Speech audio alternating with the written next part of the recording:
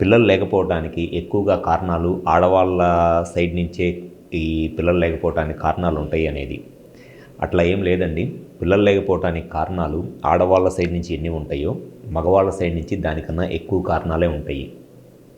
So, ఎవరైతే marriage చేసుకోబోతున్నారో, మ్యారేజ్‌కి ముందే ఒకసారి అసలు ఈ మగవాళ్ళ సైడ్ నుంచి అసలు పిల్లలు కలగటానికి ఎంత ఛాన్స్ ఉంది? ఒకవేళ పిల్లలు కలగకపోవటానికి ఏదన్నా వీర్య కణాలలో గానీ, లేదా కౌంట్‌లో గానీ ఏదన్నా ప్రాబ్లమ్ ఉండి పిల్లలకి ఏమన్నా ఇబ్బందయిద్దా?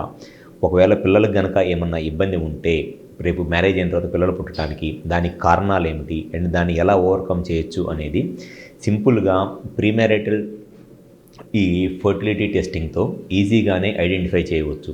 సో, ఈ ఇన్‌ఫర్టిలిటీ లేదా పిల్లలు లేకపోవటానికి ఇన్ని ప్రాబ్లమ్స్ ఉండి అండ్ ఆ ఇన్‌ఫర్టిలిటీ ట్రీట్మెంట్ అనేది ఇంత కాస్ట్ అయిపోతున్నప్పుడు, మ్యారేజ్‌కి ముందే మగవాళ్ళు కూడా వాళ్ళ సైడ్ నుంచి ఈ ఫర్టిలిటీ స్టేటస్ ఎలా ఉందనేది తెలుసుకోవటం ఇప్పుడున్న రోజుల్లో చాలా ముఖ్యం. ఎందుకనంటే మ్యారేజ్ అయిన తర్వాత ఇప్పుడున్న పరిస్థితుల్లో మ్యారేజ్ ఏజే ఆల్మోస్ట్ 35 ఇయర్స్‌కి అయిపోతుంది. మ్యారేజ్ అయ్యేటప్పటికి ఏజ్ బాగా పెరిగిపోతుంది. మళ్ళీ మ్యారేజ్ అయిన తర్వాత ఒక 1 ఆర్ 2 ఇయర్స్ పాటు సెటిల్ అవ్వాలని పిల్లలకి ప్లాన్ చేసుకోకుండా ఇంకో 2 ఇయర్స్ టైం వేస్ట్ చేసుకొని, ఆ తర్వాత ఇంకొక 1 ఆర్ 2 ఇయర్స్ పిల్లల కోసం ట్రై చేసినా పిల్లలు అవ్వట్లేదు అని ఇంత ఒక 4, 5 ఇయర్స్ టైం వేస్ట్ చేసుకున్న తర్వాత వాళ్ళు ఆల్ ఆఫ్ ఎ సడన్ ఒక సడన్ సర్ప్రైజ్ లాగా వాళ్ళ సైడ్ నుంచి స్పెర్మ్ కౌంట్ తక్కువగా ఉందని తెలుసుకొని అప్పటికే ఏజ్ పెరిగిపోయి చాలా రకాలైన ఇబ్బందులు ఎదుర్కొంటా, ఎంత ఖర్చు పెట్టుకొని ట్రీట్మెంట్ చేపించుకున్నా స్పెర్మ్ కౌంట్ పెరక్క, ఈ అనవసరమైన ఐవీఎఫ్‌లు చేపించుకుంటా టైమ్ అండ్ మనీని చాలా వేస్ట్ చేసుకుంటున్నారు.